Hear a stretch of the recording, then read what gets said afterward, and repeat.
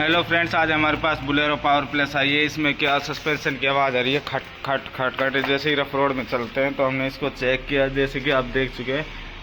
ये आवाज़ देख सकते हैं, यहाँ के बोल्ट टूटे हुए हैं। तो हम इसमें नए बोल्ट और नए बुश डालेंगे। पुरानी कुछ दिखाना रे। ये देख सकते हैं आप, इसके होल का साइज बढ़ चुका है, जिससे कि ये रोड होती है जो बैलेंस रोड, ये लूज हो जाती है, जिससे ये ऊपर नीचे होती है। साथ में इसके जो ये लिंक रोड है, इसकी बुस्किट आती है, हमें पूरा कंप्लीट चेंज करेंगे।